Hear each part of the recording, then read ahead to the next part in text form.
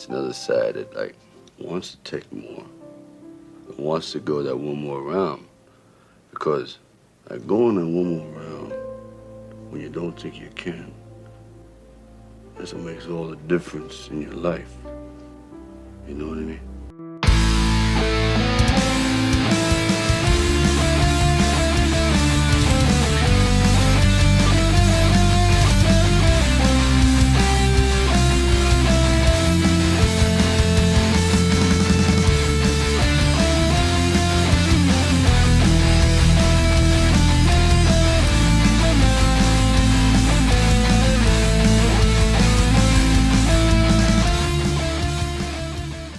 Good day, good morning, good afternoon, good evening, and welcome to another episode of One More Round, the Rocky Series podcast. I'm your host, and with me, of course, today is Katie and Kyle. Katie, how are you doing today? Your hair looks really long, by the way, is it?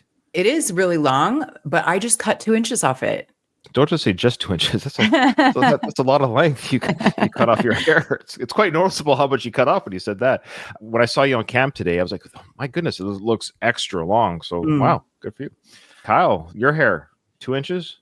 I did cut my hair yesterday, actually. All the cool people are cutting their hair. Yeah. Mm-hmm. It's funny. Well, my haircut appointment is later this week after my work week. So mine will be cut. So I will be part of the cool club. Well, it does look like it's getting long and out of control, right? I was actually just going to say it looks like you just got it cut. Like there's nothing to cut. It's very short. Well, I appreciate that. I do it every 3.5 weeks. I'm very particular OCD about that sort of thing is my hair. I don't like the sides getting poofy. So I wish I could hire, you know how like movie stars, actors, they're on a TV show, right? And their hair never changes length through the whole season. Like I wish I had that like in my house, somebody just go zip, zip, zip every day for me so I could have whatever length I wanted. But Becky tried doing that during COVID and she says never again. So she won't do it before you ask. Yeah. Yeah. All right. We got a big episode today. So let's get rocking and rolling right away. So let's start with, here's the thing. We're not getting into emails. I'm a little bit nervous. I'm a little bit sad. There were some like longtime emailers that used to email us all the time. Like the Screen Nerds podcast dude. Where is he? He stopped listening to the show, I guess. It's okay. People move on. Maybe he hates Rocky V. Let's just be fair. Some people hate this film so much that they stop listening. I'm not even joking. Michael from Screen Nerds podcast, he was always great with his insights, but the YouTube comments and viewership has actually gone up quite a bit. And so the YouTube comments have gone up and they're actually quite fun comments. So let's talk to those YouTube comments, shall we? All right. Eddie is my God says, thanks so much for reading my comment out on the pod. It made me smile ear to ear. Katie nailed it, by the way. English bloke here. Although I am well-traveled, so the accent isn't as strong as it once was. I agree with Katie on that note. Reykjavik is incredible. I've listened to the podcast in England, Scotland, Ireland, Romania, Sweden, Spain, and Morocco so far. Ha ha. Wow. He is well-traveled. Eddie, what are you? A spy? A gun runner? What's going on? Like, what are you doing? He's just like me. He likes to travel. Well, okay, how do you finance these travels? What are you doing? I need to know Eddie's story here. Okay. He probably doesn't have kids. That's how. I spend a lot of money on my dogs. Not as much as human kids, but you do. Sure. Yeah, when you were telling me about some of your dog expenses, I was like, I actually think you might spend more on your dogs than I do on my kids.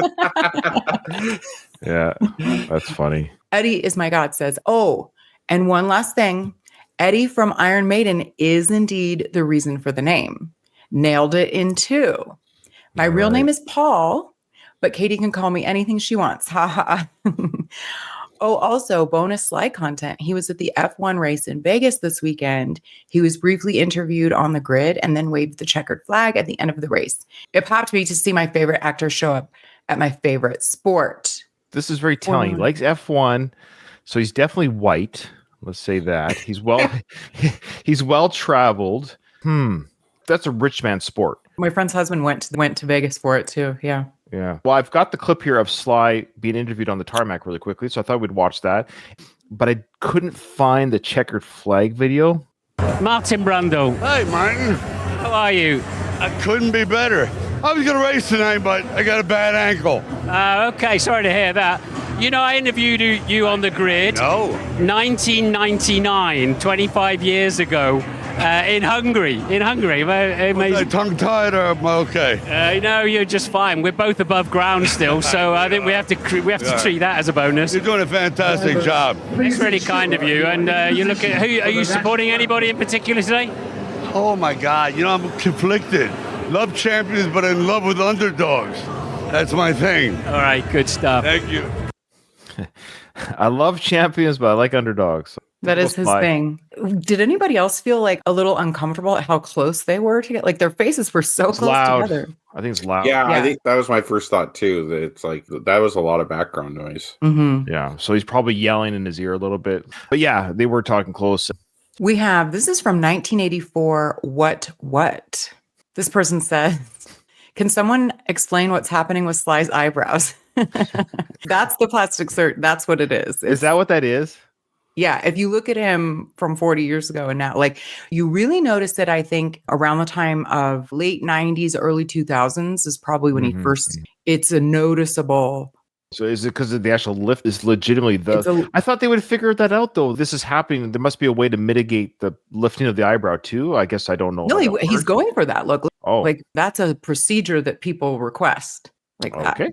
And there is such a thing as, you guys heard of like a lunch hour facelift? I'm really ignorant of anything plastic surgery. I kind of am too, but now I work for one. But yeah, I was gonna say you got some insider scoops here. This is great. But I don't know a lot about this, but it's not actually like scalpel cutting, this lunch hour, but it's a procedure where they sort of embed a small string in your skin, and then that pulls wherever you want.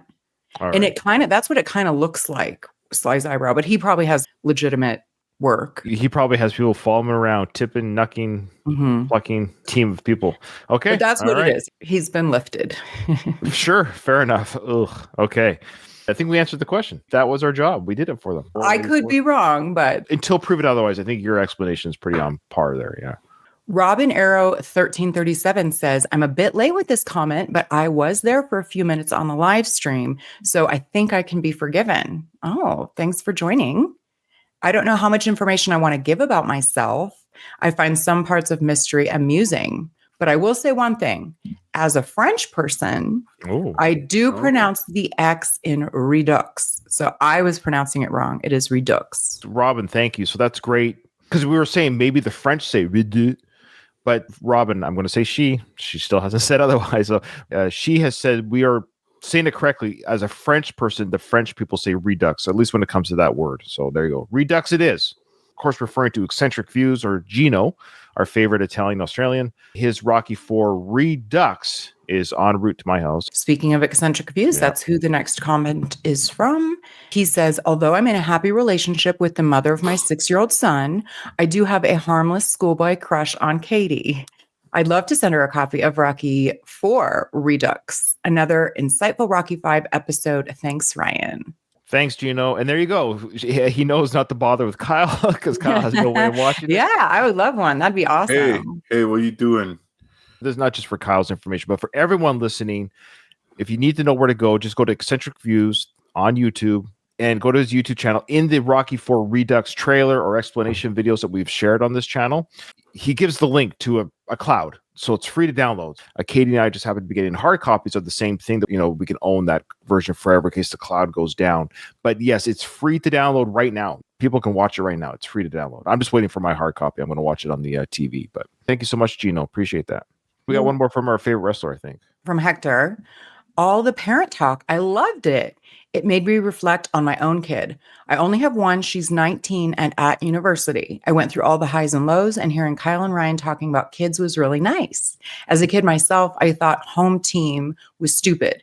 As an adult, I find it a cool phrase, which means I must look stupid to 10-year-old me. Yeah. Look, Hector, if you don't look stupid to 10-year-old you up, bud. Yeah, I guess there's that too. Yeah. It's funny. Yesterday I was dancing in front of my daughter, silly dad dance. My default dance mode is silly. I'm not a good dancer. And my daughter's like, Dad, you're like seriously embarrassing me, which just fueled more dancing just in the living room. In public, I care a little bit about how much I embarrass my kids, but I still like to do it. But in private, I'm like, all bets are off. All bets are off, yeah, especially when I'm paying the mortgage on the home. But of course, she's smiling and laughing, but she's like, Dad, please stop. But then she started filming me to make me stop. Does she ever call you cringe? That's like, oh, yeah, cringe. I'm definitely cringe. Yeah, I'm cringe. My daughter hates it when I use Gen Z or Gen Alpha slang. Because that is cringe. When us old people try and use their vernacular. It doesn't you say sound stuff right. like Skibbity Rizzler and wow, it's even beyond Alpha me. Chad and oh my god, I have no idea what most of it is, to be honest. All right, any more YouTube comments? I think that's it. And we appreciate the thoughts and insights and the questions. I'm glad we could answer someone's question regarding plastic surgery. That's great. That's what we're here for. We're informative. We're entertainment. Well, I don't think it was like a real question. I think they were just like, what's going on here? Like, you know. This is a bit. This is me playing a bit. Yes. I recognize we're not a real yes, we're the authority on plastic surgery. Thanks for the disclaimer, Katie. I don't want Katie to lose her job. How dare you give that false information on your podcast? So remember last episode, I shared with you guys, I believe it was just last episode. I can't believe how fast 2 weeks goes. But last episode, I shared with you that Tony and Rick, great guys, they were at the Rocky Run and they interviewed John Rivoli. And John Rivoli said, was that the last episode? I believe it was. I think so. Yeah. And John Rivoli said that they're the best Rocky podcast out there. Well, he got wind of it. He messaged me right away, and I'm not even joking. He was pleading for he's like, I know, I'm sorry, it just came out. I really don't believe it, but it was really sweet. And he said I could tell you guys that. I do know why he said what he said when he said it, but I cannot say it on the air. I have to tell you guys offline. There's context to it, but I can't say it on air. There is context, so I'll share it after. If you want to hear it, and if you don't, that's fine. Okay. He knew that I was teasing, but he still kind of felt bad. I'm like, John, don't worry about it. You've been more than gracious on my podcast. You've given me artwork. Don't even be silly. However, the round 14 guys, through no fault of their own, keep getting praised and whatever from other people. I don't know what's going on here. You know, I've given them a platform on our feed. They've interviewed John. I've interviewed John. John says they're the best podcast. Doesn't say it about me. Then they have also now interviewed the Rocky Fest people. Remember, I interviewed Andrew from the Rocky Fest. Right? Oh, they had him on too? They didn't have him on. It's a team. So I interviewed Andrew from that team, and it was a great interview, and it was really cool. And Kyle said, hey, Ryan, you should try to get something out of them regarding your interview. Like Kyle was sort of teasing, you know, you should try to get something out of them. I'm like, oh, I can't ask for anything. That's you know, but I get what you're saying. But no, it's just really sweet of them to even ask to interview me. Well, some of the same team from the Philadelphia Visitor Center went on the Round 14 podcast. Oh, but let's just see how this plays out. How can round 14 become a part of this? Okay, so there's Rick saying, hey, how can we be a part of this? That's his subtle way of asking. He just asked. Maybe they're just better at their job than I am, these two. Okay, kudos to Rick for saying this. So I didn't ask Andrew how I can be a part of this. So here we go. Here's the answer. Yeah, I mean, you already are a part. Now you're official partners on Rocky Fest, like, honestly. But you guys anytime you stop by, just let people know that, you know, you're with me. Okay. And I'd love for you to be at any of the events, comp tickets all around. And comp tickets all around. I'm pretty sure you could, if you wanted them, you could reach out. Here's what also I think. I think this gal, she's in charge of the team. The person you interviewed was probably not the director of it. He could have reached out and said, hey, look, I had a really good time with Ryan. It was a really great interview, and it was a really good interview. And he could have said, hey, I reached out on your behalf, and you too can get comp tickets. If you wanted tickets, why don't you just ask? Why don't you just ask me? Yeah, I asked you to hear nothing. What about my prime round 14? What about my prime? It stings a little. I'm telling you, after 500 interviews and nobody gives anything, it starts to sting after a while. Good for the round 14 guys, but they basically said anytime you're down in Philly, and I am going down to Philly in May, June of 2025 is the goal. I would like to have comp tickets for the tours that they continue doing throughout the year. So breaks my heart a little bit. Congratulations again to the Round 14 podcast. They're the best Rocky podcast out there, and they're getting swag wherever they go. So good for them. Okay. Enough of that. I'm on to happier things. Let's get to the Rocky 5 film. Are we doing trivia? Yes, we're doing trivia. Oh, okay. How many rounds does Tommy's championship fight go to? That's when he fought Union Kane on TV there, I believe. How many rounds does Tommy's championship fight go to?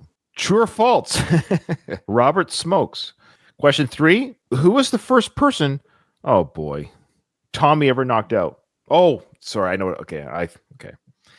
All right. I got it. You knocked out Robert first bedroom. My bedroom, bitch. Question 4. Who does Tommy thank after he wins the championship? I just put the initials. I didn't even feel like writing the entire thing. Yeah, it does. Yeah, don't worry. We're not going to see your work. I don't write down anything. You guys just have to trust me. It's from the top of my head. Which hey, Ryan, if you're cheating, you're doing a fucked up job right now. What gift does Mickey give Rocky in the flashback scene? Okay, this one's a little bit easier today. I think I'm 5 for 5. Sorry, what gift does Mickey give Rocky? What gift does Mickey give Rocky? Herpes. It's a gift that keeps on giving. That's right. All right. So I think I'm 5 for 5. What's your guess? Yeah, I'm for sure 5. Like all those were easy. I'm not certain on the first one. I'm like 95% on the first one. What round did Tommy knock out? Oh, that's right. That's fair. No, that's like I'm like 95% sure what it is. I'm 95 as well because if it's not the one number I have, I'm between. I think we're all between the same two numbers. That's funny. Okay, all right. It didn't go to 15. I'll tell you that. It didn't. No. Tommy wasn't even sweating after that fight. That's why he was able to street fight right after. Quite frankly, yeah. Okay, let's get to the movie. So I went back just a little bit because we kind of had a rush ending last episode. I want to go back to the "you a damn fool" scene again. You a damn fool. Maybe we ought to sign Mrs. Balboa to fight Kane, huh? Looks like she's the one with the cojones in the family. Yo, you don't talk like that in front of my wife, you know? There ain't no park bench, boy. Damn fool, and you don't talk to my wife that way. But I love the delayed kind of anger response, but he's still kind of sheepish about it. He's very non-confrontational person. You really have to do something particularly messed up. And it's not till Rocky Balboa where he finally changes that. But even then, it was like measured. It wasn't, he didn't like lose his cool in the moment. Oh, no. He thinks about it and then he's, I'm going to go do this. Yeah. Yeah. And he was initially just taking it, right? Like he was just like, oh, whatever, which is kind of, par for the course, which is really being like, in that case, the bigger man. In reality, if you're in a situation, say you're like a kid at school, you can't have people do that to you and you not respond because it's going to encourage them to keep doing it. But then if you're in a situation like that where you're never going to see the person again, it's really just best to ignore it, which is what he typically does. But then it sometimes feels good when you're like, no, I'm not going to ignore it. I'm going to put this guy in his place. And then I love George's in a park bench, boy. Not an unfair statement because, of course, we know who they are within the film universe, who these characters are. But to Duke, this is just some white boy sitting on his limo. Like, yeah, like get off my car. That's reasonable. Yeah, like sitting on someone's car is actually disrespectful. It really is kind of disrespectful. I'm on George's side there. I wouldn't want somebody just sitting on the hood of my car. I'll get him. If that touches me again, I make street pizza out of it. Rocky. So that was a quick little scene there. Very quick. But just before Adrian goes into Rocky and says, I'm sorry, Paulie has a line, or Burt Young has a line that says, if that guy touches me again, I'm going to make... I couldn't figure out the dialogue. It says, if that guy touches me again, referring to Duke, I think I'm going to make street peaches out of him, I think, or something like this. Street something, yeah. Yeah, so... he's going to pound him. I don't sweat George Washington Duke. They cut it up right before this dialogue here, but yeah, he just kind of threatens Duke. Hey, I have a question. J&M Tropical Fish. So that was there in the first film, in the second, of course. Yeah. Do you think that's an actual business that survived all those years, or do you think they put something up there? I think it did, to be honest with you, because I know it was recently, the last 5 years. I don't know when exactly. It was during my podcast recording years. It has been torn down. It's gone now. But it was kind of recently. Yeah, the building or like the actual business, though? Both. I believe it was a real pet store. Oh, okay, cool. Yeah, in fact, it was. Yes, it was a real pet store. The owner... Oh, where did I hear this from? It was from somebody that I talked to within the film world, like somebody that worked on the set or something. But yeah, that was a real pet store. And I wish I could remember the story. Got some sort of deal or some sort of whatever acknowledgement or talk to Sly or something to that effect. But anyways, the owner gave them access to the pet shop. It was a real pet shop. Yeah, like I figured it was in the 70s. This neighborhood's gone so downhill that it's almost like inconceivable that like that business would survive. But I guess it could have. Yeah. So it was a real pet store. I just don't know why I'd have to go listen to all those episodes again to hear myself tell that story. I forget what it is now. Yeah, I'm really sorry. I didn't want to. Oh, you guys want privacy now? I'll be upstairs. Now, so Paulie says, it's not captioned, but he says it sort of sarcastically. He goes, "Oh, you guys want privacy now? I'll go upstairs." Yeah, they want to talk. Paulie has some issues with social boundaries. Oh, yeah. Again, the choice of words is really interesting because they're out in public. They're not at home. If you were in the living room, you'd say, "Oh, I'll go upstairs." In this instance, he should have said, "I'll go back to the house." But he says, "I'll go upstairs." And they're just like on a street. It's weird. They're outside Mickey's gym, so you could argue. I wonder, does Paulie do they have access to Mickey? Remember, Mickey had a little bedroom up there. You're right. Like Paulie lives up there. Paulie lives in Mickey's gym? Yeah, remember because Robert moves in with him later when he gets kicked out of his room, and then Paulie's like, "Hey, his plumbing don't leak, right?" I thought they were referring to the house. Yeah, he lives in the gym and he like trains in the gym. Paulie's not living in that house with them. Yeah, he is. I don't think so. I think he lives up in the gym. Really? You know Why do you think that? Sure. I'm curious. Yeah, if it's in the film, I need to know the scene. I'm not disagreeing with you because that's logical because we know Mickey lived in the gym. Saying so, Paulie said, "Hey, move into the apartment. I will take Mickey's gym, while you guys live in the apartment that I kept." The house. Yeah, well, his house, yeah. Or house, sorry. So it has an apartment feel to me. You're right. It's like a 2-story, whatever, or 3-story probably. I always assumed too that Robert and Paulie shared a bedroom in that little. Because the son's bedroom was in the basement. Paulie's bedroom is upstairs, as I assume Rocky and Adrian's is too. There's 2 bedrooms up there. The kid has to move in with Paulie upstairs in the house because Tommy now has the basement. I'm doubling down. I think I'm disagreeing with Kyle on this one. I love how Katie's like, usually I disagree with Ryan, but is this how this feels, Ryan? Is this how yes, it sucks, doesn't it? I mean, it's possible. I'll stop on the scene, and there's like something in the movie that triggered that in my head. Okay. So no, that's fair, and I could have easily missed it. We never see it physically. We never see the Robert Paulie room.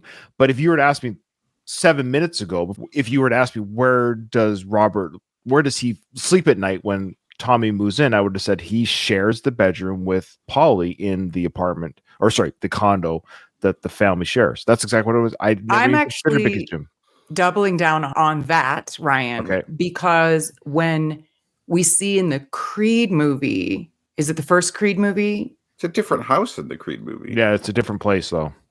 Is it really a different place? Yeah, it is. It is. It's more of a standalone home. So Paulie and Rocky just moved. Oh, I mean, I know it's different visually, but you know how they have 3 mansions? I know you're right about that. That's a fair argument too, but I think it's like legitimately, we're really telling the audience it's a different altogether. He's just moved to a different neighborhood or whatever. Okay. Also, this scene here does give some evidence that Paulie's going upstairs. Yeah, you're right. That's what I'm saying. That speaks to what Katie's confusion about that dialogue would then is evidence for Kyle's theory. Okay. Well, I'm agnostic about this. So you're both doubling down. I'm actually agnostic, meaning when I have more proof, I'll change. Yeah, fair enough. Okay. That's fair. I won't argue that. Because I like Kyle's idea because it just like logistically, the pragmatic part of Ryan, that makes sense. We have an extra room up there. Why not Paulie live in there so he can be alone with his adult magazines?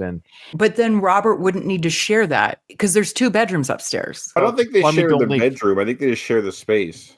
Even if Paulie lived above the gym, there wouldn't be a reason for Rocky Jr. to move into the gym. He would just move upstairs to a bedroom upstairs. That's right. That's odd. Wait, what? There's 2 bedrooms upstairs.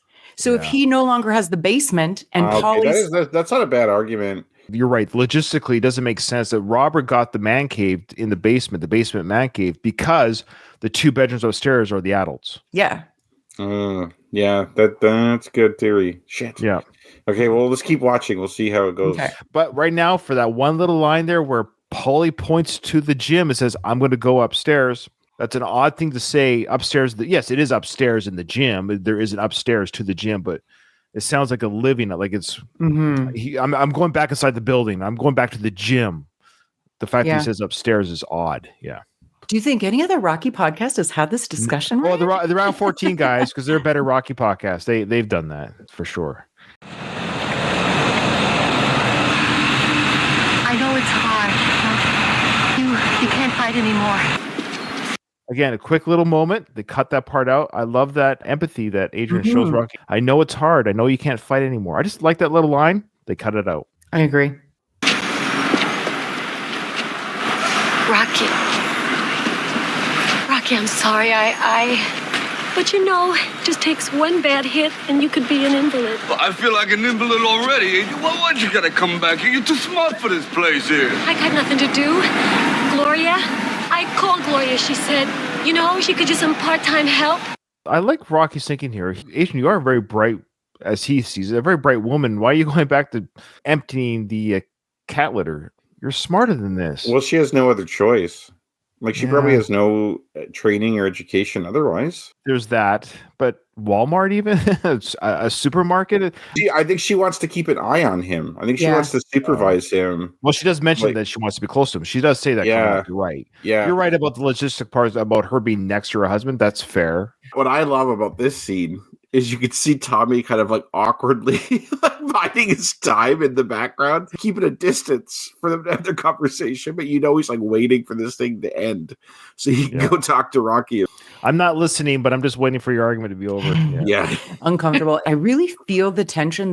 The way they're having this argument where they're like nervously, like kind of bouncing around and she's kind of trying to stay. That seems very real. They're not just like standing there having dialogue. You really feel the tension because it's just like so bubbling up and she's so scared, and little dance that they do with the awkward pacing is really good. Agreed. Yeah, but why didn't want to do this, Adrian? Why didn't want to go back to the same place you started from? I gotta do, but you don't gotta do it. I wanted to be there so I could be close to you.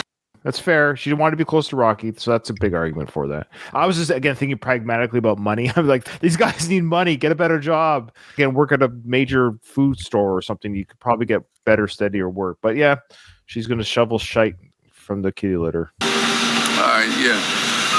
It's getting a little cold out here. Maybe it's okay. Maybe we better get inside, okay? I understand. Are you all right? What? Are you all right? Yeah, I'm all right. I'm fine. It's getting cold, okay?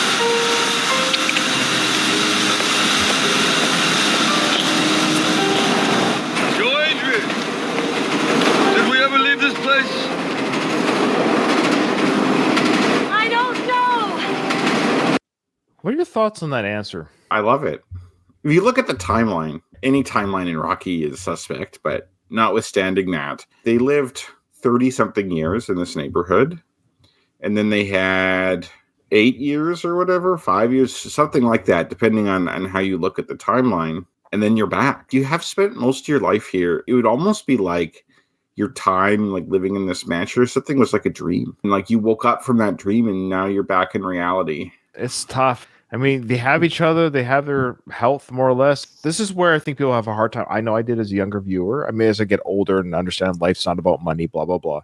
But they had all this security and they could just enjoy life. They could travel like Katie and Paul, who travel the world. They had money and means to do that kind of life. Like we see later in this film, Robert makes the offhanded comment, of course I've been to Disneyland, and Jules says, you make it sound like everyone has. So they had that life where it was just, oh yeah, I've been to Disneyland, I've been to Paris, I've been to Europe, They're in their 50s now with no money, no retirement. They're 44. Oh, yeah. Both the characters' ages and they're actually 44. Yeah, I know. I'm thinking of like the real life ages, or was that the real life age? Yeah, that's the real life ages too. Mm-hmm. Adrian seems older. She does, and I think it's just the way she's. So they're in their 40s, so 44. Yeah. You have no retirement, no prospects really necessarily. Yeah. Well, in reality, Rocky does because of his fame, but still, you're looking at a hard life. This is America, so you don't have like a big social safety net for when you get older, right? Like you have some. Like you're gonna have to be working till you physically can't work anymore. That's a daunting prospect to go from like you're taken care of to I'm going to be scooping cat shit till like the arthritis takes over. Like that's not good. That's got to wear on you. I would love to have seen, or even in novelization form, I would love to have seen the events of Rocky V to Rocky Balboa, of them opening the restaurant together, the discussion of just them, their first going over the menu. It would have been nice to see Adrian living that life. I bet you they were very happy together working on the restaurant together. I assumed he didn't open the restaurant until she died.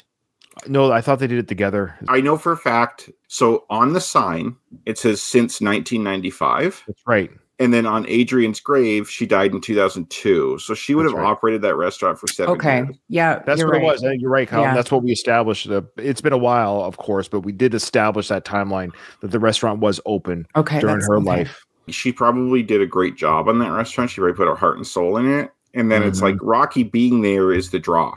You still have to have good food, good atmosphere. Like it can't be a shit restaurant, but it helps when you have someone so famous like that will like share stories with you and stuff. I would eat there, obviously. You know what it's called, right? What the actual restaurant's called in real life? Oh, I don't. I do, but I can't. Trivia I can't point? recall it. Well, that's called remembering. I know what it is. What is it? What is it? Victor's Cafe. Yes. Yes. That's right. Yeah. It's a real restaurant. And within the restaurant, there's the memorabilia pictures and stuff like that. But it's officially Victor's Cafe. Yeah. That is like a cool testament to Rocky and Adrian, though. Like I was saying, you're scooping cats poop till you die, but in reality they didn't. They dug their themselves out of it. I think when you get there, that's probably what you're thinking, though, in your despair.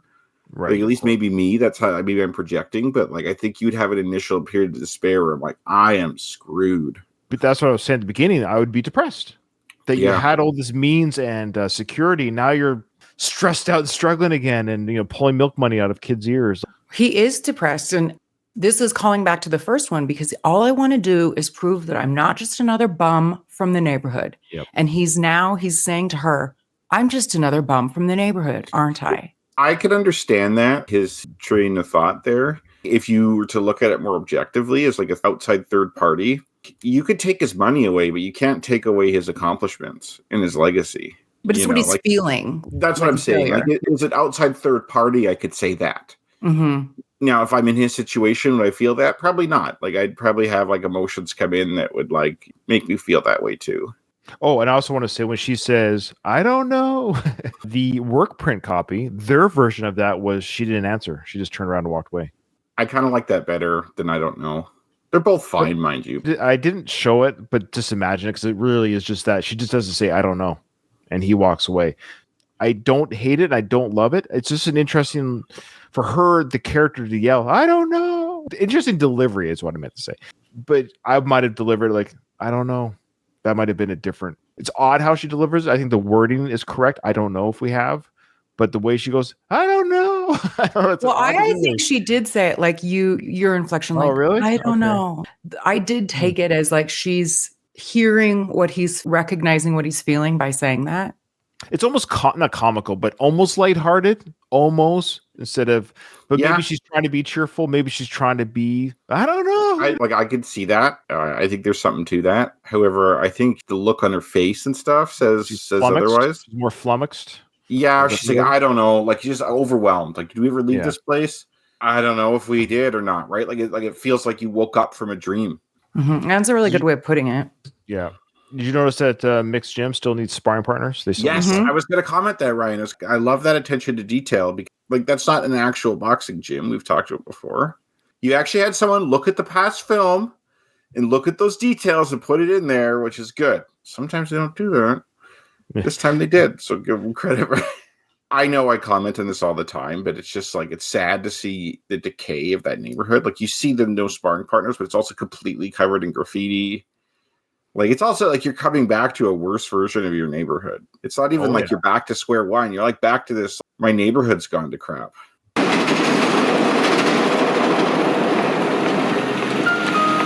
Hey, mind if I talk to you now?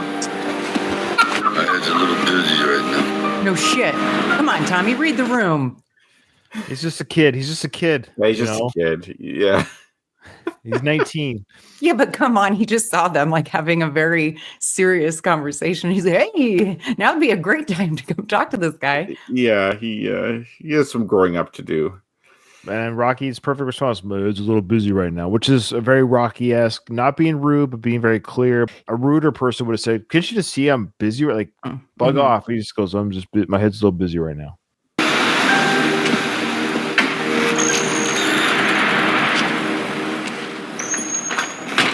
It's funny, the graffiti there said onion on it, which was weird. Someone wrote onion in graffiti on there. I wonder what. Oh, it's weird. Maybe it's like a rapper's name or something. MC Onion or something. Got to peel back the layers like an onion. That's his lyrics. Got to peel back the layers. Now, this is interesting. The work print, it means just that it's not finished. They haven't maybe filmed things. Things are filmed later after the work print's done. They sometimes do what they call pickups. They'll film things after the principal filming is done. Like, oh, we need this scene, or we need a little bit more storyline here. You'll see a lot of the Jewel, Robert, or this whole sequence here is not even in the work print. So the whole sequence, if we get to today, of Jewel saying to Robert, you have a nice butt, all that stuff is not in the work print. So if you were to watch the work print as a film, we don't see this car interaction right here, not in the print at all. It's not referred to, it's not in it. So I'm wondering if this was filmed indeed later after principal photography, and they came back and said, we got to add some more, behind the scenes stuff with George Duke. Because the work print means that it means, hey, we're done. Let's start editing. But now we've got some pickup shots here. So, George, I don't know if you're going to get him. This guy Balboa, he don't think straight anymore. None of these bums think straight, but all I need is an angle. I'll fight Balboa right now. I'm better than Balboa ever was. Hey! So Union King's in the car. He's like offering the challenge to Rocky, who's not even there to accept the challenge. He's barking in the promoter's ear, like, I'll fight him anytime, anywhere. George's like, dude, you don't need to convince me. I'm working on that. He seems like very, if you were to program a AI character to be all this guy thinks about is the challenger. Honestly, he reminds me of my kids. Like when my wife and I are like trying to have like a conversation to work something out, not a fight, but just like, logistically to work something out. And then the kid comes in the middle, it's like, I'll do this. I'm like, shut the fuck up. We're trying to talk. Yeah, they're having a business conversation. I want a grilled cheese sandwich. I'll eat it right now anywhere. Yeah. And the parents like, shut up. We're talking about our finances. You and your grilled cheese sandwich. But this guy's like one mode oldie. He talked about fighting Balboa at the press conference. Now he's talking about fighting Balboa in the car. Like, we get it, Union. You're going to fight Balboa. I'm 100% on Duke's side here. I love Duke as a villain. The more I watch this film, he is so entertaining. Yeah, he's great. You start to relate with him more. Get off my car and say a park bench. I agree. Yeah, this is not a park bench. Maybe I'm more George Washington Duke than I like to think I am. Yeah. I own the paper on you, boy. You will fight who I tell you, where I tell you, and how I tell you. You got that? Don't aggravate the hand that feeds you, huh? All right? None of these bums think straight. Oh my God. I don't remember this. He more than puts him in his. That last line is a bit. Yeah. Yeah. You fight how I tell you to fight, i.e., if you go down in the third, I tell you to go down in the third. Of course, Sly wrote this. Sly was very aware of how corrupt boxing can be. He's based on Don King, who is notoriously shady. Was a criminal before he became did prison time before he curb stomped somebody. Yeah, he did. Yes. Yeah, he does some businessmen or executives are kind of just ruthless people in general, but Don King, by extension, Washington Duke, are basically mob guys that found a business, they're mob guys, basically. Yeah. Oh yeah. Yeah. So right here, Katie from Reddit, boxing promoter Don King served prison time for stomping one of his employees to death. Oh my God. That's so awful. In 1967, he was found guilty of second-degree murder for killing a gambling associate who owed him $600. The charge was later reduced to manslaughter, and King served 3 years and 11 months. Manslaughter? How is that reduced to manslaughter? That's so murder. It might not have had enough evidence. And over $600? Yeah. Wow. The first officer on the scene said the beating was a brutal, almost demonic assault. In an interview with Officer Bob Tunn, he said, a man's head bouncing off the asphalt pavement like a rubber ball. Then he saw another man standing over him with a gun in his right hand, applying another kick to the head. Oh my God. And I even like murder shows and stuff, but that is so brutal. Yeah, that's Don King. He should not be celebrated in any way, shape, or he's a murderer. Yeah. I didn't know that. I just thought he was super shady, And that too. Yeah. Wow. Yeah, that was Don King. Him taking money from boxers and mistreating Tyson, that's definitely in his repertoire of abilities. Oh, yeah. No, he's a scumbag. Yeah. Just like Duke's a scumbag. No, Duke's entertaining because he's a fictional character. But he's a fictional character, yes. We can allow ourselves to believe that Duke hasn't murdered someone. No, I don't think Duke has murdered anybody. Yeah. Could have, though. Only in America. Only in America. Only in America could you murder someone. You get out real quick and then become rich. Yeah. Very much so, especially right now. It's weird, actually, compared to Canada and other places. America does pretty long prison sentences. Harsher sentences, yeah. So but we have worse crime. Yeah, it's funny that he got only did 3.5 years. For example, Dog the Bounty Hunter? Mm-hmm. Yeah. He got convicted for first-degree murder through Texas's law of parties, which is if you're there when the murder happened, in concert with the person who actually pulled the trigger, you're just as guilty as the person who pulled the trigger.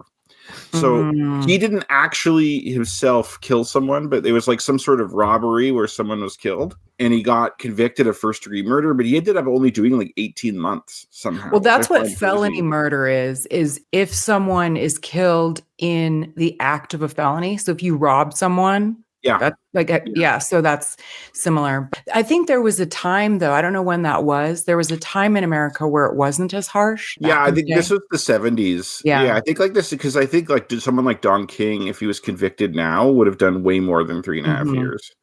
In Canada, though, he probably would have done 3.5 years, honestly. Well, I was going to say, there's been longer for dealing marijuana. It's ridiculous. Yeah. Yeah. All I need is a hook. Machinations are running in his mind. How do I get Balboa in the ring? And it worked. He got it. He knows how to work people. Like he got where he is through that. Beat up for the jacket. Massive. Yeah, it's a big school. It's a real school too. Yep. I don't think it looks that big. Well, it's like at least 3 stories. Yeah.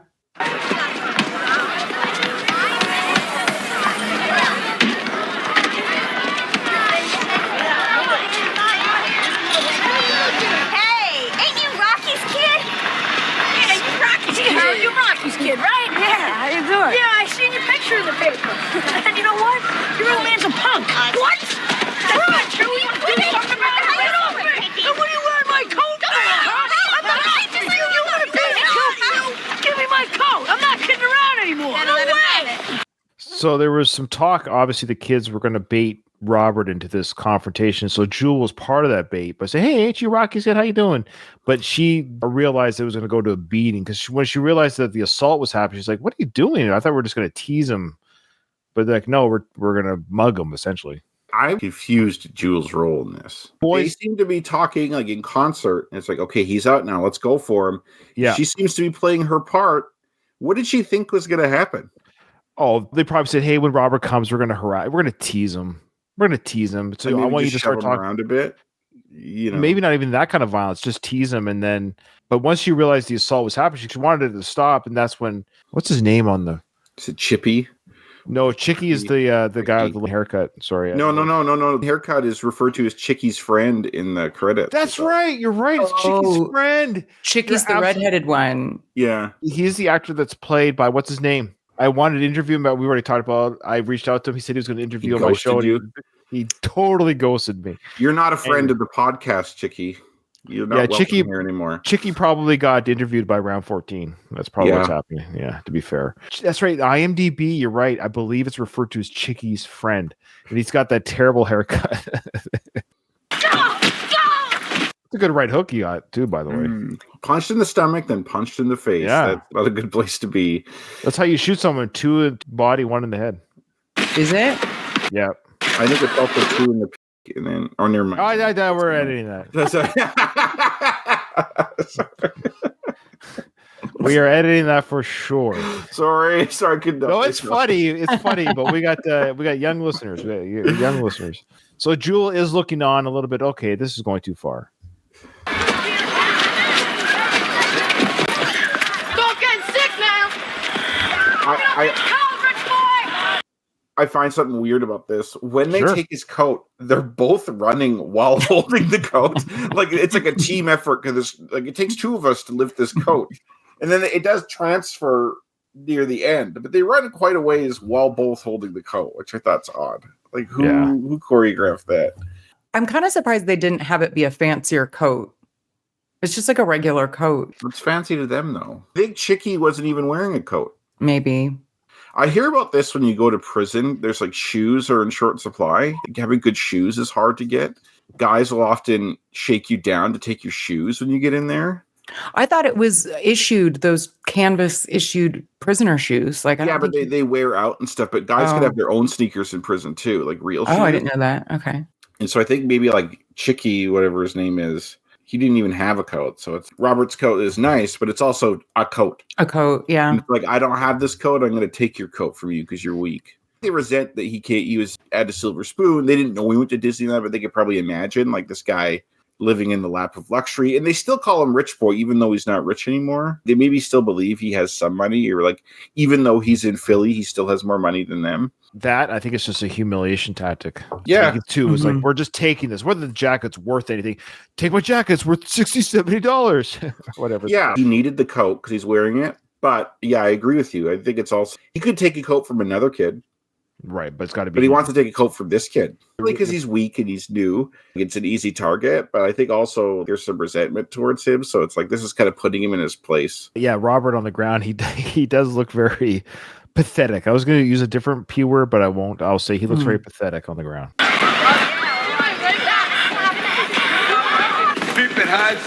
So poor Robert's in the cold, jacketless, angry. Could you imagine that? Your first day of school, and you get the shit kicked out of you, your coat taken, and then you're laying on this cold street surrounded by garbage. You came from some fancy school like a month or two ago, and now you're in this through no fault of your own. All this stuff's happening around you. You have no control over it. That's gotta mess you up inside. Oh yeah, bad day, first day of school.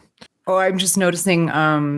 It's Jimmy. Mike's twin is here. Yeah, that's right. That's right. Jimmy, his twin brother who works at the gym as well. Mike is here. So this is a new character in the Rocky films. We would like to introduce everyone to Mike, Jimmy's twin brother who works at the gym. Because that's right. No, so it's the other way around. Mike was in the first film. My apologies. That's right. Mike was in the first film, played by Jimmy Gambino. But Jimmy is in this film played by Jimmy Gambino. So the same actor plays two different characters, which is very common in films, like so versatile. Versatile. It's what? Like, seriously, come on. You remember the sparring partner sign? I was having faith in you, then this. Now we're back to square one. It is odd. You're right, Katie, though. It is like, how hard is it? Can we just it's bad enough we aged the kid 10 years. Like, why can't we just get the credit? Like, why can't the credits just say, like, it's the same? It's only 14 years ago that Rocky 1 came out. Like, it's not like 50 years ago. Like, Mike and Jimmy, who played, like, what did the call sheet say? What did the script say because he has speaking parts? So when it came to his time to be on the film, did they just call him Jimmy? They didn't even bother giving him his name that he had in the first. Yeah, I wonder if it was just a mistake because he purposefully brought back this character because he's again like 5 is supposed to be back to 1. That's right. Oh, let's get that Mike back, but his real name's Jimmy. And then did somebody just accidentally put Jimmy in the credits? Well, they would have to put Jimmy twice. Nice. Jimmy played by Jimmy Gambina. Oh, you're right. You're right. You're right. It would have been nice if this gym had been operating the whole time and that Rocky kept a relationship with Jimmy or Mike or whatever the fuck his name is. He could have been running this gym the whole time. Mm-hmm. Then Rocky comes back to this gym he's been supporting. That would have made sense. This guy here had a career at the thing. Rocky just abandoned the gym, and that guy's unemployed or has to work at some other boxing thing. And he's like, "Hey, I'm opening the gym again. You want to work for me again?" The guy's like, "Yeah, I got nothing else to do." Sure. No, you're right. No, but Kyle, there, you figured it out. Mike didn't come back. His brother Jimmy did. He's like, Mike doesn't even want to talk to you anymore. That's right. He's like, well, you look just like him. He's still short and bummed out about it. That's right. He's not deaf. He's just short. Yeah. I know we talked about it last time, but the cleanup effort to get this, like that gym was in rough shape. And now it looks great. I'd say this gym looks just as good, if not better, than it did during the original Rocky. That would take thousands and thousands of dollars. Even if you're doing all sweat equity, you're not paying people to clean it up. You have to buy new equipment. You have to buy paint. You have to it's a lot. It's a big undertaking. Mm-hmm. So they must have worked super hard to get this place up and running again. It must have taken an investment. Maybe they took a loan out or something. Well, back to the Jimmy character, who looks just like the Mike character from the first Rocky film. I'm going to go with your theory there, Kyle. Rocky did reopen the gym. Mike went off to greener, better pastures. Maybe he's working at the Delphi gym or Tough Gym. And now Jimmy's here. Rocky went looking for Mike, sees Jimmy, or maybe Jimmy killed his brother Mike. I don't know. I'm trying to take over this sought-after job of his. Yeah. This is what happened. It is the same guy, but so Mike killed someone shortly after the events of Rocky 1. At the docks? Maybe someone was teasing about his height or something like that, and he snapped and killed him, and then had to go to prison for his crimes and just got out. But while in prison, he found his Lord and Savior and became a new person. When he became the new person, he was no longer Mike, the evil one. he became this new person, which he decided to call Jimmy. And that's his new identity. That explains everything. That explains the disappearance. It explains the new name. That's what happened. I'm just going to say it. Prove me wrong. We'll never know. He had to come up with a new identity. I don't necessarily think that he like found God and I had to find something for the name, Katie. Come on. he was but he was like, okay, I killed somebody. Now I'm on the run. Now I'm Jimmy, even though I look the same, and I still gotta grow my hair out a bit. Gotta grow so that no one recognizes me. Still gonna have that hat though. I love it. Let us know, folks. Let us know in the comments below why we have Jimmy and not Mike. What are your theories? That don't interest you, this cup rocking drinks out of around the house. $10. Well, hey, man, how I know it's the real thing? Look at the lip marks, huh? All right, $5, no more. Look at the lip marks. Is it the sly lips? Is some sort of curl or bend in the lip marks? That's how he's got the snarl in his lips. Look at the lip marks. It's the sly snarl in the mug.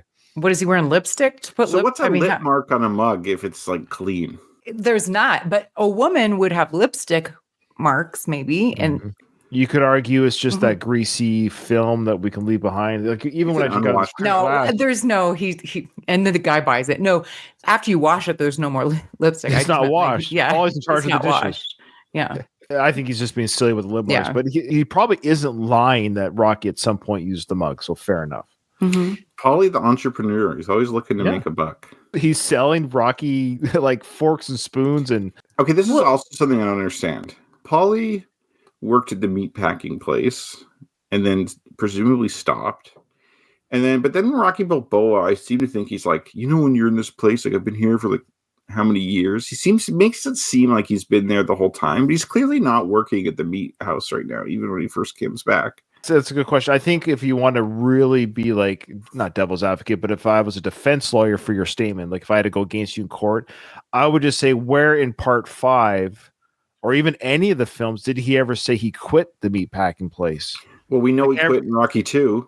Did he quit it entirely? Did he say, I hereby quit, or I also work at the bar? The whole point of him wanting to work with Gazzo is because he didn't want to work in the meat place. Because of his arthritis in his hands and stuff. Yeah. Yeah. I know. He wanted a job in 3.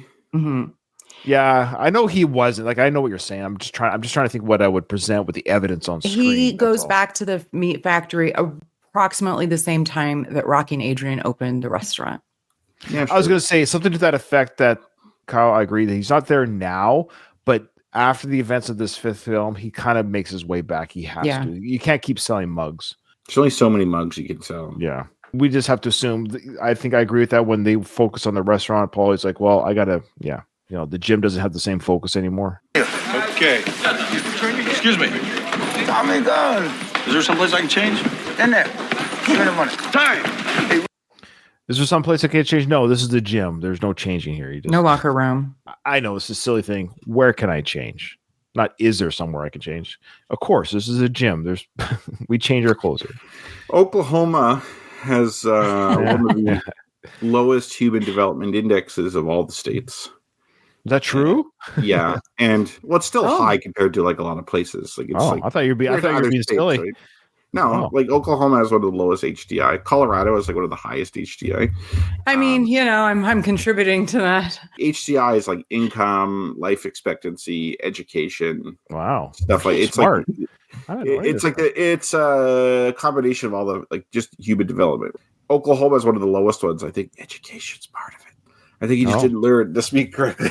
It's okay. I don't think we have anyone from Oklahoma listening to our show because they don't know how to log into the internet. So yeah. I thought HDI was what you plugged into your TV to make the picture clearer from your devices. Oh, it's HDMI. Sorry. Rich, a good friend. Listen to me.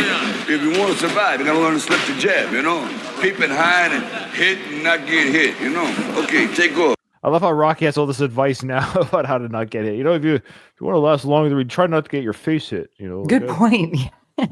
Yeah, he should have been like, I'd find that more credible. It's like, hey, you don't want to be like me who's taking punches in the face all the time, Believe me, you should, if you don't want to be like me, you better slip that jab. His name was Richard, I think. Was that his name? Richard. Okay. And so Richard is in the ring with Rocky, of course, for our audio listeners, but everyone knows the scene. And Tommy's about to come in to spar. He wants to show his stuff to Rocky, show off what he's got here. Rocco. Yeah. Remember Tommy Gunn? Oh, yeah. He says he wants to fight. I tell him to get married. Why? That's Jim humor, Rocco. Oh, okay. Hey, let's see what you got there, kid. It's a funny joke, but come on, even Rocky should have got that joke because Rocky has terrible jokes all the time. Shell shock and the horns don't work. He should have gotten that one. Yeah, is he so innocent about his marriage? Sorry, just showing he's like dumb from getting hit in the head. That's kind of what I got out of it. Mm-hmm. Yeah. Oh boy. All right. So here comes Tommy to show us stuff. Now he's going to say no to the headgear, which is actually Creed did a call back to that. If you remember the first Creed film, Adonis said no to the headgear too when he stepped in the ring to challenge somebody. Real men don't use protection, Ryan. Oh. All right. Well, I'm a real man times 6, I guess. Hard to disagree. But also, I don't understand. Why would you not? You're so confident in your ability to box, you won't get hit in the head. That's why. To showcase that not only you're confident that even if you got hit, if you didn't slip the jab or block it, the punch won't hurt you. That's what it's showing. Okay. Get married, eh? 10 minutes later. Yeah, all right. Go. It's funny, that guy Richard, I just realized, was in the ring, but they called Benson in instead. Yeah. Oh, Richard is way smaller. It's like a different weight class, I think. Okay. So was that Jimmy calling for Benson? It was yeah. His voice sounded kind of a little bit deeper than from the first. I mean, it's been 14 years. Okay, so there was Jimmy's first line of the film. What's the cajones? Cajones. Cajones is Latin for Spanish nuts. Yo, rock. I love this. I love how it's Latin for Spanish nuts. Oh, it's so Paulie-esque. I like it. He's drinking out of his flask. Yay, alcoholism. Just very Paulie-esque that it's Latin for Spanish nuts. Like, I very much appreciate the writing for the characters are very specific. Paulie says things a certain way. Rocky says things a certain way. Mickey says things a certain way. I appreciate that. We're ready. Wonderful. Hey, kid, you got the headgear? Yeah, I don't need one.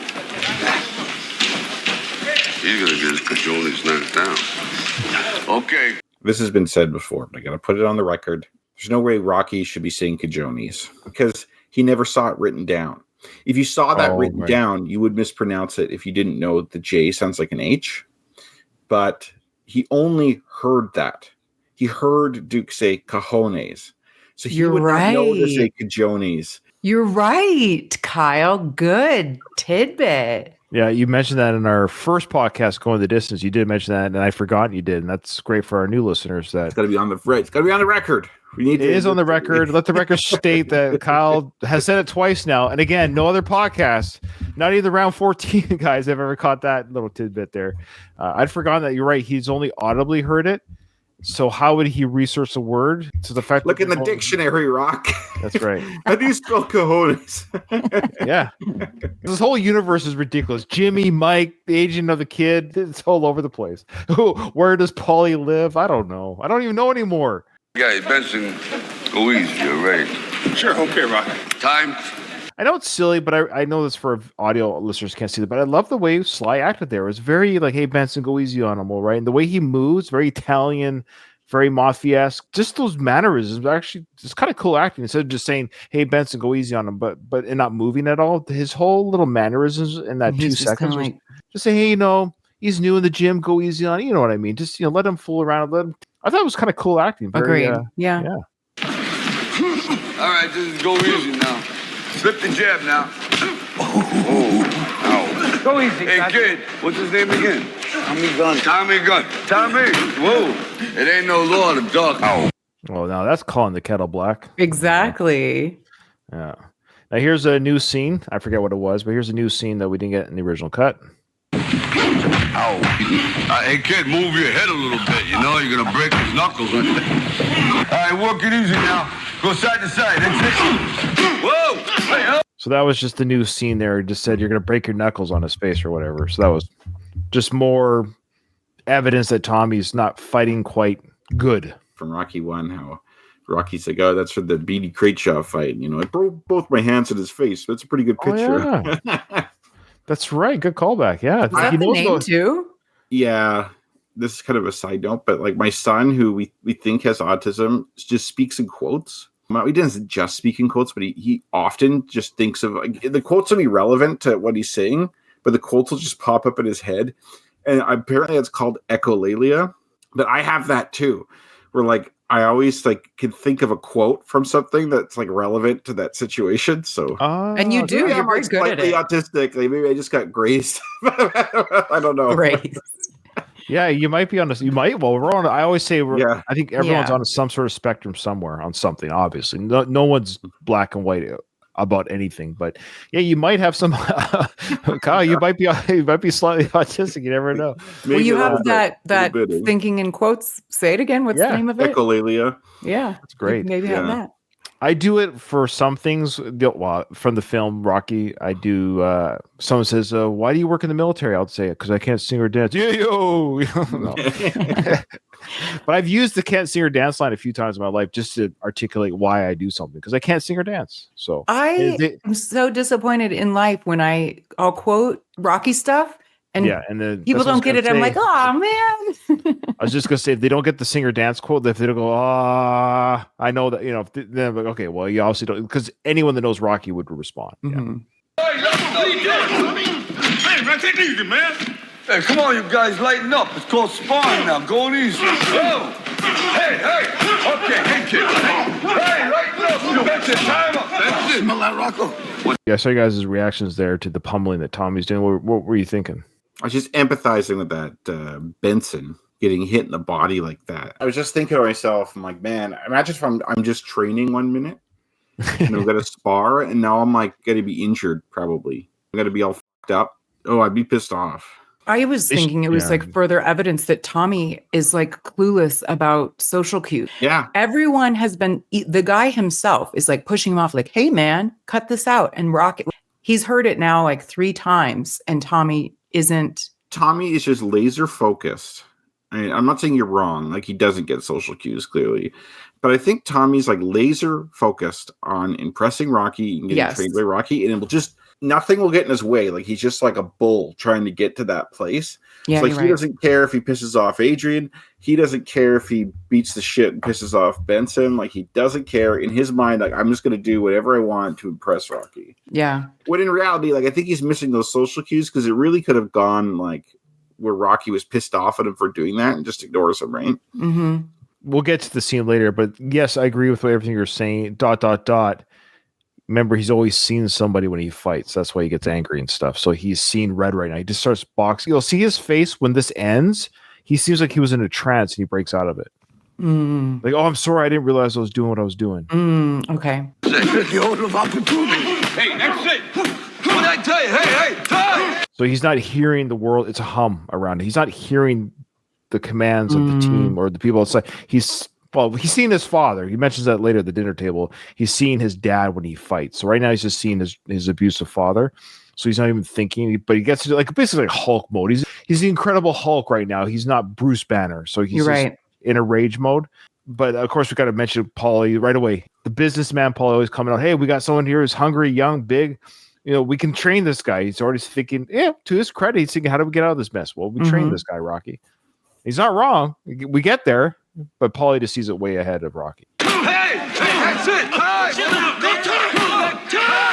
He says, I know. That's hard to watch. That's like Drago versus Apollo scenes there. That's a real beating. Look at his face here. Look at his face. He almost looks crying. Sad, like emotional, like which I kind of lends to what you were saying about thinking of his dad. He almost looks like kind of childlike there. Yeah, he looks scared almost. Scared and fearful as well. So watch as it transitions when he stops. I think I caught it, but what's the matter with you? Tommy, are you crazy or something, huh? Hey, what's the matter with you, man? Get out of the ring. I'm sorry. Get out of the ring. Cool off, kid. All right, I'm sorry about this. He speaks of opportunity, Rocco. Hey, look. He's like, I'm sorry. Like he's apologizing right away. He's like, I didn't even realize I had hurt you that bad. Yeah. He can't withdraw the punches. That's why when he's like his hands are down, he's still punching him. I don't think Tommy's a bad person. I think there's a misconception here that he's just a jerk. He's a bad person. I think in that moment he's like, I'm sorry. I don't even know what I was doing. He was in the head. Like Tommy's just kind of like a dope in this film, I think. Well, he's the White Tyson, like you mentioned. That's the point. He's angry at the world. Yeah. Mm-hmm. So now Rocky's going to explain, hey, man, when I say take it easy, and now he's going to give the instructions why he's disappointed. Going easy don't mean breaking bones, kid. Man, I'm sorry, but what do you think? Well, but I love that. Well, anyway, what'd you think? Yeah. I'm sorry about fucking that guy, but hey, I did a pretty good job, though. You have to admit, Rocky, I really took it to that guy. Also, I love how Rocky's like saying to Benson, "Oh, sorry, man, get out of here." He's like seriously hurt. I think he's spitting up blood from the ribs. Okay, now we're getting to a work print scene coming up here. Some additional dialogue. Well, I think you eat jams like they was candy. You know, What do I think? I don't think. He goes, what do you, I mean, you're eating what? Jams? What do you say? Jabs like they was candy. Oh, thank you guys. All this time I kept thinking, is he saying jam? Thank you. I don't know why I never caught jabs. Clever line. I like Once that. we're done this, I want to mention that the background to this scene. Well, I think you eat jams like they was candy. You know, What do I think? I don't think you listen too good. Okay, so we'll stop it there because it goes into a whole other scene that we'll discuss about, but I never caught. Thanks, guys, for that. Jab. I kept hearing jam. It does sound like jam. It kind of does sound like it. Jabs through context. Mm-hmm. But you both got it right away, so that's good. It almost looks like the Rocky. I don't think it is Rocky Marciano, but it looks like him. Kind of similar to what was in Rocky's apartment. But if you remember, in the gym, they used to have a picture behind that ring of Rocky. Oh, yeah. Remember when Gaz was like, remember him? Like when Rocky was sweeping in the ring. But you could see that Rocky's not like showcasing himself by putting a picture of himself back up. Good point. It's just like all the old timey boxers on a mural. Yeah, he doesn't want the attention. Yeah, that picture there, like that. I think that's the Rocky Marciano picture. I think it's the Marciano one, yeah. And that's where Rocky replaced himself with that, presumably. No, it makes sense. I like that. Yeah, we don't see Rocky up there anywhere. Yeah. Which just kind of goes in line with what Katie was saying about how he feels like he's like another bum from the neighborhood. Why would you want to see me as like an inspiration? All right. You guys ready? But Katie, I'm going to let you lead the way.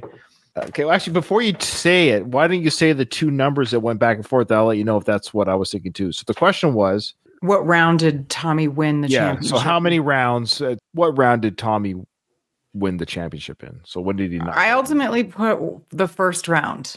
Okay. Yeah, that's also what I put. I don't remember it going to 2. I couldn't remember if it was 1 or 2, but I put 1. Like it did not go longer than 2 for sure. 2 rounds. Ah, dang it. Good job, Ryan. Thank you. When Ryan said 2 rounds, I immediately thought of that guy's like, you think the fight will go 2 rounds? You feel strong? Oh, yeah, that's right. From the very beginning of Rocky. Yeah. But it's funny. I knew it was fast, but I feel like there was a bell ring or some corner. Sort of Dang it. Okay. True or false? Does Robert smoke? True. Yep. Who was the first person Tommy ever knocked out? His father. Mm-hmm. I wrote his dad. Is that okay? Yeah, dad, father. He actually answers his dad. So there you go. Like, oh wow, if we're getting you get an extra half bonus point for saying dad. There you go. Who does Tommy think after he wins the championship? George Washington Duke. Yeah, that's right. Great moment, that scene, actually. And the last one is, what gift does Vicky give Rocky in the flashback scene? One of Rocky Marciano's cufflinks, and that is the answer. I got 5 out of 5, baby! Good job, Ryan. We got 4, Kyle? Yeah.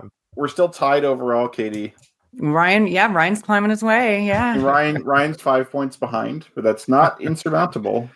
No, but it's pretty bad. It's pretty bad. Thanks everyone who watched us live and everyone who, of course, watches us after we go live, after I edit the show. So send us an email. You don't have to, or comment on YouTube, whatever you prefer. Actually, it's fine because it don't have to be long, but we missed some of our old-time emailers. I guess they stopped listening, which is totally acceptable. I get it. But with that, this episode is over. I didn't hear no bell.